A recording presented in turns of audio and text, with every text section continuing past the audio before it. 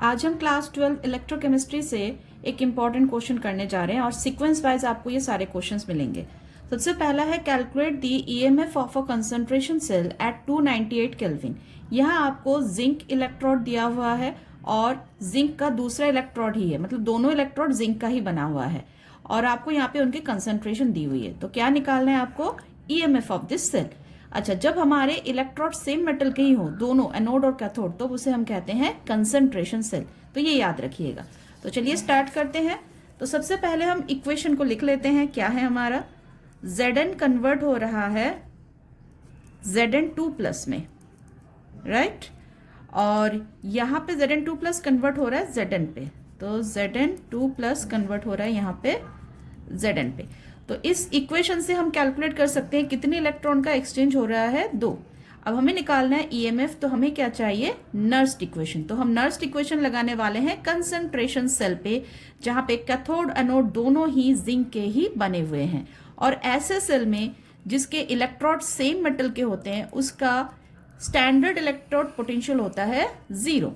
अब nursed equation लिखते हैं। E cell is equals to E naught cell minus 0.059 by n log concentration of product by concentration of reactant.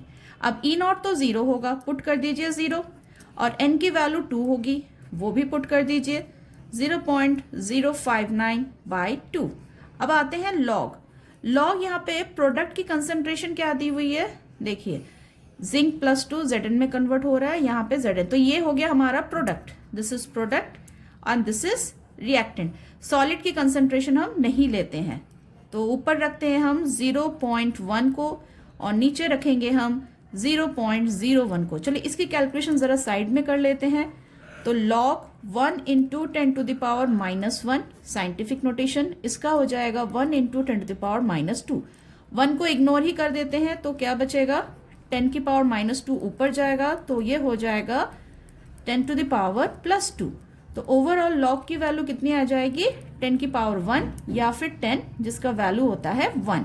तो ये पूरा चीज किस में कन्वर्ट हो गया? 1 पे। अब आते हैं बाकी की वैल्यू पे, 0.059 बाई 2 और यहाँ पे मल्टीप्लाइड बाई 1। तब ये डिवाइड करने पे कितना आ जाएगा? -0.0295 वोल्ट। ये हो गया हमारा ईएमएफ ऑफ द सेल, और स्पेशली कैसा सेल?